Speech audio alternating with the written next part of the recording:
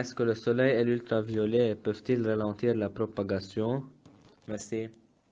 Il a été démontré que les UV sont efficaces pour éliminer les bactéries et fragilisent sensiblement les virus. Cette lumière est d'ailleurs utilisée dans les hôpitaux pour décontaminer et pour stériliser les équipements médicaux. De plus, les scientifiques disent que d'après ce que nous avons vu avec des virus passés, c'est qu'il y a moins de propagation virale lorsque le soleil est fort et que les températures sont chaudes de mai à septembre. Il est possible que l'intensité du soleil et un temps plus chaud pourrait fragiliser ces virus pendant les mois d'été. Donc un temps anticyclonique et ensoleillé pourrait donc limiter la propagation du Covid-19.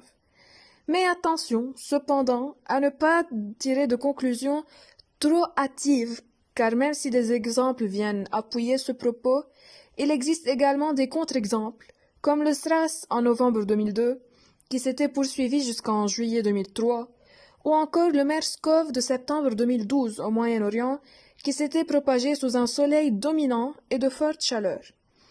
Le virus est encore trop méconnu pour confirmer ou infirmer toutes ces hypothèses. J'ai une question qui revient également souvent. Le Covid-19 peut-il être transporté sur de longues distances via la circulation atmosphérique? Merci. Une question très intéressante de ta part, Lynn. Les scientifiques sont encore en pleine recherche sur le sujet, mais les premiers résultats ne semblent pas confirmer cette hypothèse. Le virus ne semble en effet pas pouvoir survivre très longtemps en dehors du corps humain. Une étude publiée conclut que le virus ne pourrait pas survivre plus de 3 heures dans l'air. Le coronavirus pourrait être transporté dans des gouttelettes liquides de plus de 5 micromètres de large, comme par exemple les bactéries des rhumes, mais son déplacement en suspension dans l'atmosphère n'est pas encore prouvé. Sa courte durée de vie rend improbable un transport sur de longues distances par voie atmosphérique. Nous ne disons en aucun cas qu'il y a une transmission du virus par l'air, souligne l'auteur principal de l'étude sur laquelle nous nous appuyons. Les gouttelettes postillons infectées ne se propagent pas au-delà d'1 mètre en moyenne, selon les experts, jusqu'à 4 mètres suivant les conditions du milieu. Et sa durée de vie n'excède pas plusieurs heures ou quelques jours sur une surface contaminée, donc plus long que dans l'air.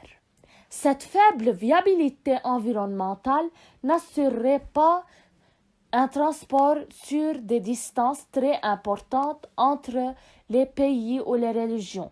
Donc, le mode de transmission principal se faisant par proximité avec un hôte contaminé. On entend souvent dire qu'il faut prendre des médicaments qui boostent l'immunité. Est-ce que cela est correct? Et si oui, que doit-on prendre? Et merci. Oui, Antonio. En fait, un médecin immunologue français déclare qu'il n'y a rien qui booste l'immunité, ni vitamines, ni suppléments, ni plantes, ni rien. Tout ce qu'on peut faire, c'est de prendre des précautions que Céline a déjà citées. Je voudrais vous demander, peut-on attraper le virus sans se rendre compte, même après 14 jours? Merci. Oui, bien sûr, si votre corps est assez robuste et votre immunité fonctionne bien, vous pourrez être asymptomatique face au virus, c'est-à-dire que vous ne présentez aucun symptôme. N'oubliez pas de presser like si vous avez aimé cette partie. Merci.